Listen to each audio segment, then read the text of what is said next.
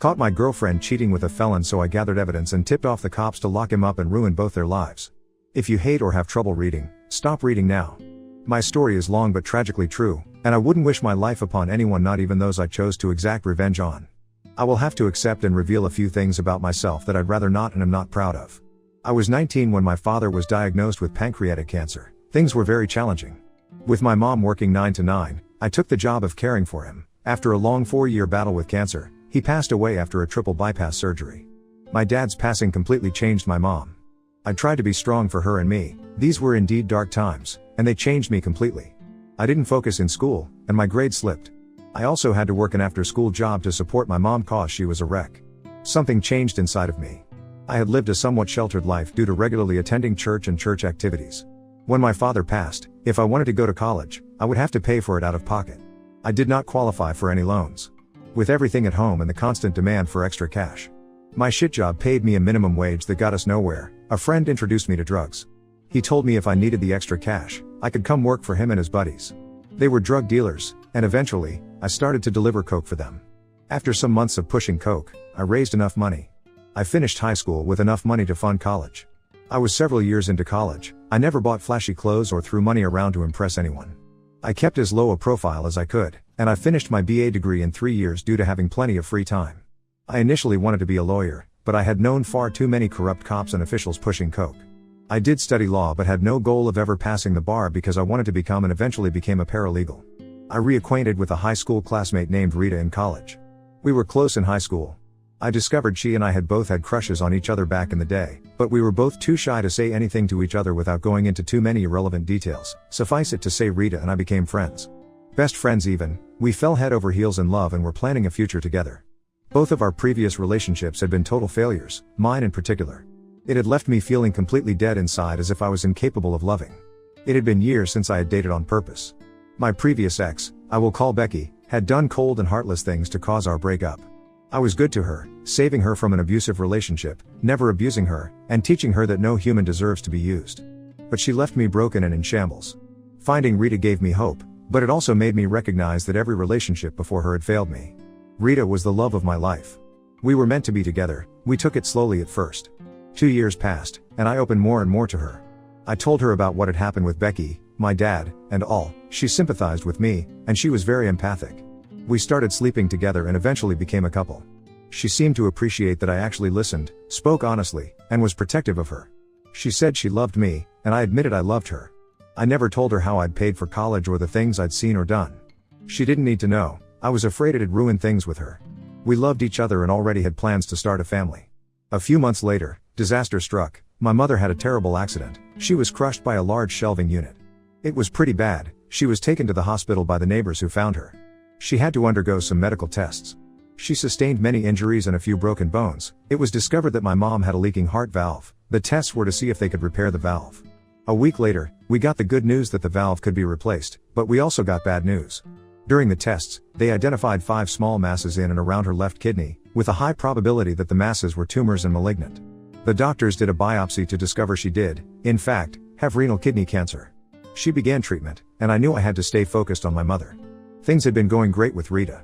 We had moved in together. It was a town about 30 miles from my mom's. When I told Rita about my mother, she expressed concern and support. When I explained it meant we would see less of each other, she assured me that she had no desire to put things between us on hold. She said she wanted to be there for me in no other way than as emotional support. I urged Rita that if she decided she wanted to take a break or thought she might be interested in anyone she met, to say to me, and I would understand. She assured me that she cherished me and that nobody could ever take my place. My mom started chemo. Initially, the chemotherapy seemed to have none of the horrible side effects. It was well into her 2nd month before she noticed weakness and a loss of appetite. I talked to and texted Rita multiple times per day. Every day she would message me asking how my mom was doing as soon as she woke up each morning, and we often spent hours before falling asleep talking and telling each other how much we were missed. We got to see and spend the night together about every 2 weeks, but everything seemed fine when we did. My mom's condition worsened, so I told Rita that she could go out with friends and enjoy life. As summer began, I knew Rita would enjoy going to outdoor activities even without me. My mom's failing health that summer meant no fun in the sun for me. Rita would go out with friends, and I enjoyed hearing about the silly things she and her friends did. I was genuinely glad she wasn't a shut-in over issues in my life. She always expressed concern and sadness when I told her what was happening with my mom. The chemo was killing the cancer cells, however, she was growing frailer and frailer. I realized cancer was no longer destroying my mother, the medicine was. I needed to take a break, so a group of my mom's friends came to sit with her to give me a little free time on my own. I called Rita as I was nearing her town. She gave me the address of where she and her friends were to meet them. When I arrived, I saw most of her friends, which I'd already met. As I made my way through the house to the back deck, I saw a guy sitting close to Rita. They were both laughing and cutting up with other friends. She introduced me as her boyfriend to the guy we will call Henry. He gave me a firm handshake. He said, "I'm happy to meet you." I acted politely toward him. I don't think Rita realized I felt something was fishy with Henry right away. I'm sure many people have a gut feeling when encountering someone suspicious because of my criminal activity many years ago. I guess. It takes one to know one. One instinct told me there was something shady about Henry. I knew he was new to their group of friends. None of them, including Rita, had known him longer than a couple of months. To be clear, what I was experiencing at the time was not jealousy, as I now realize. Rita had many male friends, all of whom I genuinely liked, but there was something I sensed about Henry that made me a bit skeptical about his character. I tried to ignore it, writing the feeling off as mere jealousy. I began to talk with Rita and her friends, trying to put my mind at ease. I monitored Henry from afar and interacted with him warmly. Rita and I stayed at her place that night before I had to leave and head home. Over the next several weeks, my mother's condition began to worsen. Still, Rita and I spoke and texted throughout the day every day. In hindsight, I realize now that I was initiating most of our communication. But at the time, I wasn't keeping count. One day a few relatives volunteered to look after my mom to give me a break. I headed to see Rita, calling her. On the way, she told me what restaurant she and her friends were having dinner at, so I made my way there. I was pulling into a parking space and saw Henry get into a late model black Buick. He pulled out, though he did not see me, unfamiliar with my car. I made my way inside, where Rita and her friends greeted me with hugs and words of sympathy and encouragement. We all had dinner and a few drinks before Rita and I went back to her place. Before bed, I casually asked why Henry had left before I got to say hello. Rita stated she had no idea and didn't know if Henry had even been at the restaurant. The restaurant we'd eaten at was in a strip mall with several other businesses. I thought perhaps he had come out of one of those stores, and neither Rita nor her friends had seen him. At any rate, I again stayed with her that night before heading back to my place about noon the next day. My mother became critically ill and had to be transported to the hospital by ambulance. She had pneumonia and was extremely weak due to the chemo and susceptible to many ailments for 3 weeks. She was hospitalized. They gave her many medications via N4, but her condition worsened each day. It wasn't good seeing her like that. The doctors finally informed me she had at most a week or so to live. I knew she would not want to leave this earth in that gloomy hospital room, so the staff arranged to bring her home and help me make her last few days as peaceful as possible. When everything was set up, we got my mom home. Though extremely weak, she was glad to see her house and familiar settings once again. We both knew she didn't have much longer to live. While she was afraid, she told me she wanted me to be strong for her and also told me she was ready to go and see my dad once again after so long. I got one of my mom's friends from church to look after her for a few hours and got in my car and drove to see Rita without calling. I hadn't called because I was crying hard. Watching my mom suffer was overwhelming. I wouldn't have been able to speak when I arrived because of my mother's impending death. At the time, I knew Rita would know what to say to comfort me. I got to Rita's house. I saw a black Buick parked behind her car. I didn't think anything of it as I was focused on soon losing my dear mother. I used the key she had given me to enter the kitchen as we always did.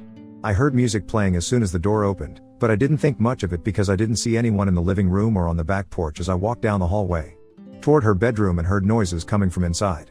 I paused, then I reached for the door handle. I stopped. I realized the sounds I heard were sexual. My heart sank even further as I pulled back my hand, not wanting to draw attention. But slowly, I put my hand on the lock and opened the door a creak. I stopped in my tracks as I saw them completely naked, going at it, hammer and thong. Unaware of my presence. Honestly, my first instinct was to run full speed and headbutt him square on his nose. But I knew I had to stay out of trouble for my mother's sake and my job, so I slowly backed away. Shaking with anger, I went out of the house through the back into my car. I wasn't seen, I just sat there in my car, the weight of everything caving in. Bawling my eyes out after about half an hour, I cranked my car and headed back to my mom's. I told no one what I'd just seen. Everyone assumed my tears were totally regarding my mom. They, of course, partially were, but the betrayal I just witnessed was like something so sadistic I struggled to grasp it. My logic knew my mom was my top priority, especially so close to the end, yet I felt so deceived by Rita. I felt a rage like I'd never known before, and I'd felt plenty of anger. I thought of calling her, letting her know what I'd seen, and cursing her out, but I knew if she didn't care enough to be faithful to me while my mother was on her deathbed, a stream of profanity wouldn't bother her. I made sure my mother was comfortable and went to try and sleep in my old childhood room. I cried, I slept, I woke up crying, and I cried some more throughout the night. I woke to my cell phone ringing and saw it was Rita calling. I ignored the call and the urge to slam the phone against the wall. I went in to check on my mom, who was in a deep sleep due to the morphine they had her on. I managed to text Rita that I was very busy with my mom and would call her later. After forcing myself to eat and take a shower, the hospice nurses came by to check on my mom. After checking her vital signs, they informed me that my mother would die within 48 hours. I thanked them and walked out into the backyard, trying not to lose my mind totally with all that had happened and was about to happen. I managed to text Rita and told her my mother's condition was about the same. I didn't want to see her, I didn't want to talk to her, and I didn't want her showing up. I owed it to my mom to do everything I could to ensure her last moments were as peaceful as I could the next evening. Just before 6 p.m., my mother took her last breath with me by her side, holding her hand as her life expired. The next 3 days, I was in meetings with her pastor and making final touches on the church and burial service, but I could not for the life of me get the images of Rita and Henry having sex right in front of me. The more I thought about it, the angrier I got. I was mad at Rita, furious, but remembering how Henry had been so overly friendly toward me made my blood boil even more. If they hadn't already been intimate when I first met him, or they were soon about to. That made me want to know just exactly who the son of A was. I paid a pie to run background checks on Henry. I'd sensed from the moment I met him he was bad news. I was actually angry at myself for ignoring my gut instincts. The PL, a friend from the firm I worked for, got back to me after a week with a file on Henry. There were mugshots of Henry from many years before. I was once arrested and have done some despicable things in my life. I've known people who have done horrible things intentionally and under the influence of various drugs and substances. Still, Henry had a long rap sheet for various crimes, several DWIs, reckless driving, and receiving stolen goods. Breaking and entering, drug arrests were listed as I moved down through his record, and the arrests got more atrocious.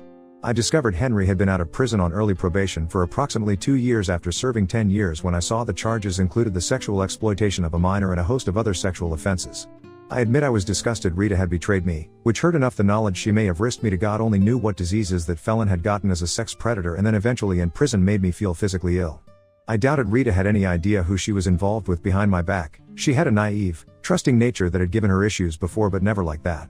I had no doubt anyone who knew of Henry's record would have considered him a vile creature.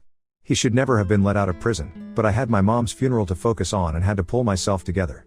By the time her funeral was over and everyone had left, I was exhausted and mentally spent as I put my head on the pillow to try and sleep. Rita called, not knowing my mom had passed or that I knew what she had been up to. She'd been texting and calling much less in the days before my discovery, and after I answered the phone and tried my best to sound as glad to hear from her as I could, I didn't let on anything had changed with my mom's status nor that I knew about her and Henry or what I knew about Henry. The first let her do most of the talking and internalized every word I knew to be a lie as if I totally believed her and appreciated her false sympathy when she claimed she missed me as we said goodbye. I lied and told her the same, but in all honesty at that moment if she dropped dead I would not have cared in the least.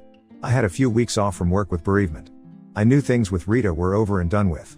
But part of me couldn't help but struggle with how cruelly she had treated me, intentionally or not. I was glad to know the truth about her and will before any further lies and betrayal could occur, but I felt what both of them had done to me at a time when I was struggling to keep it together was just flat out wrong. I wanted revenge. I wanted to destroy both of their lives and yet never let either know I had any part of it. I called my Human Resources department and filled out the necessary FMLA Family Medical Leave Act paperwork to stay out longer than my given 2 weeks. I honestly had no reason to worry about getting fired, but I took the legal route and had enough to pay my bills for half a year or more if necessary. I needed to have my revenge on Henry. It was quite easy, as he was on parole and a felon. Even a minor charge would get him sent back to prison to finish his original sentence, but I didn't want him to just have to finish out his original sentence. I wanted new charges that would bring him so much time behind bars he'd never see freedom again. I'd met his parole officer on many occasions, and she knew me well enough that if I had called, she would have investigated Henry's felons. With a record like that, I knew he'd have difficulties gaining employment. If he had a job, I had my doubts he was gainfully employed, in something legal, to be able to afford a new Buick and insurance. I parked down the street from Rita's in a car she would not be familiar with. I saw Henry's Buick in her driveway. I sat in silence and waited. It was around 2 a.m. when I heard him start his engine before pulling off from her driveway. I casually followed him, not wanting him to suspect he was being followed. It was time I did some digging of my own. Maintaining a reasonable distance, I followed the signal to a cruddy-looking house in a below-average part of Rita's town. His car was parked, and he'd already gone inside. I wrote down the license plate number and parked down the street. I slept several hours in view of his house. After seeing no activity, I slept. At about 8 a.m. in the morning, I got out of the car and bought some breakfast.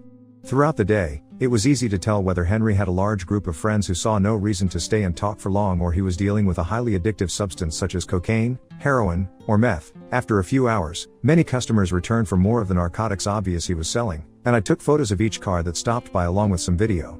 I went back each day at about the same time to document the continuing activity. I also observed each night at about 6 p.m. When I knew Rita was getting off work, he would leave. I trailed him each night to see him meet Rita at a restaurant or go straight to her house. I had major doubts she'd ever been to his house, at least not that house.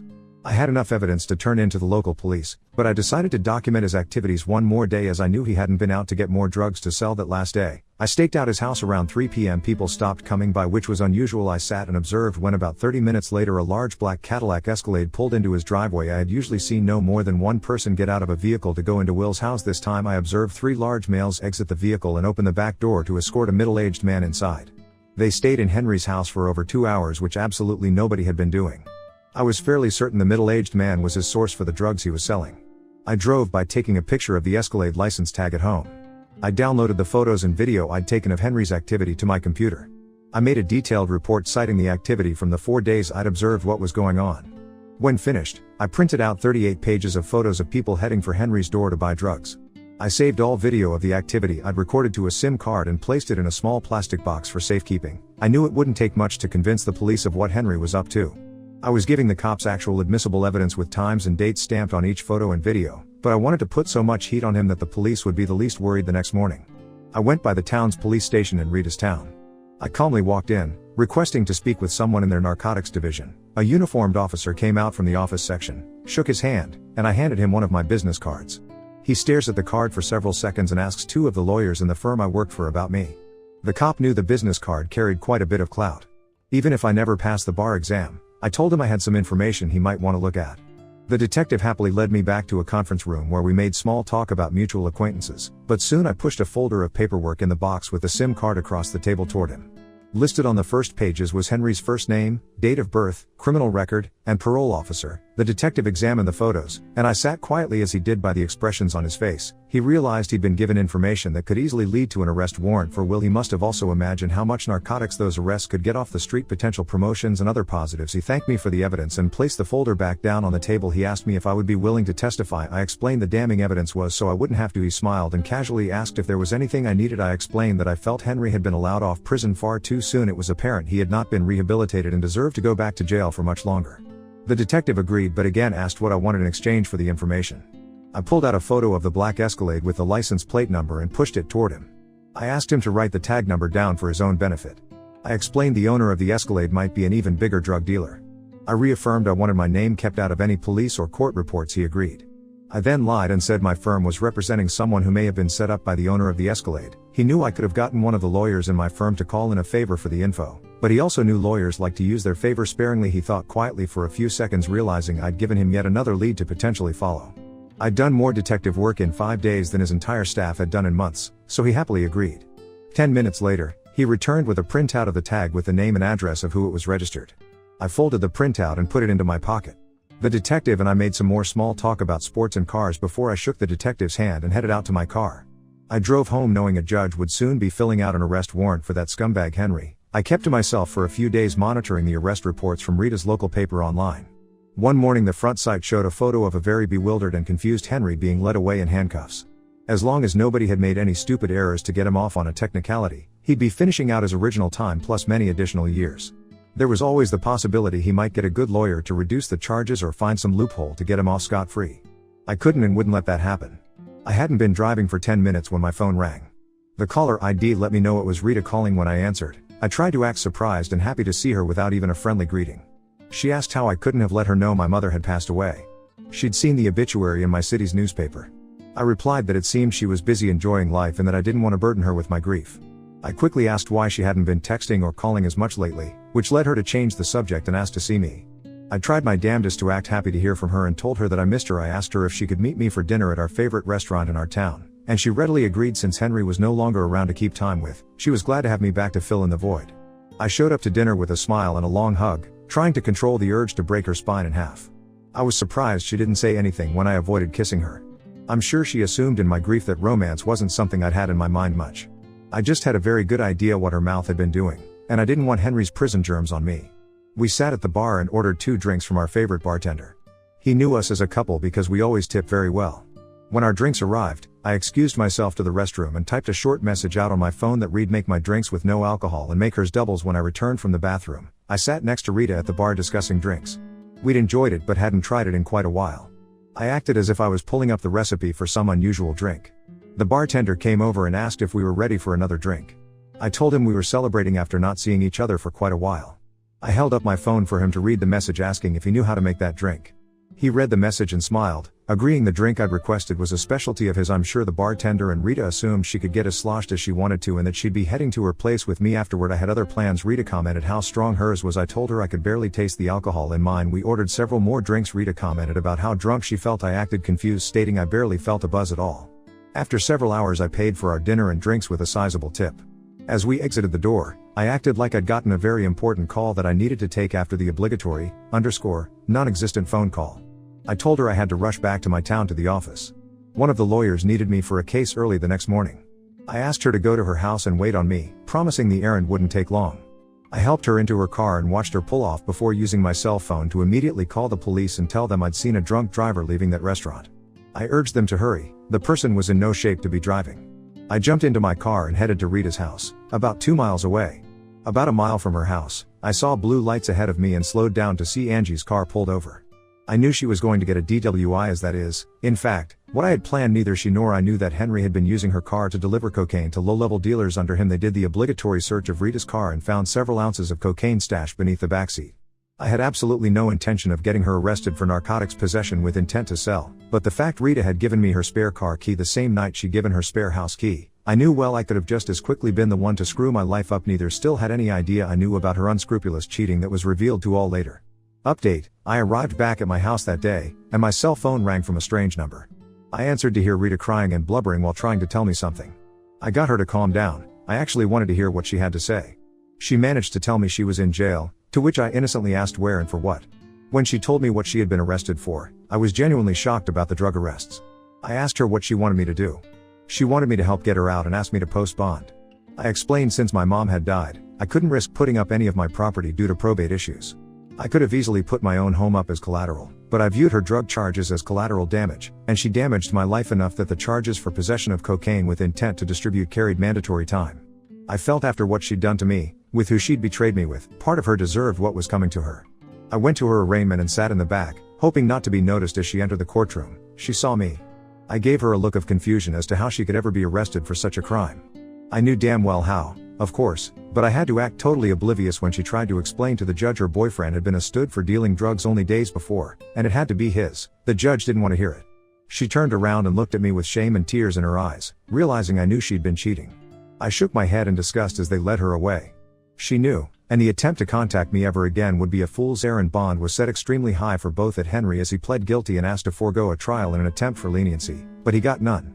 Rita's trial took place a few weeks later, and she accepted a plea. She got 4 years with the possibility of parole in 3, but her career was over when she got out, and I didn't care one bit. They'd messed with the worst person they could have ever crossed at the absolute worst time to cross me.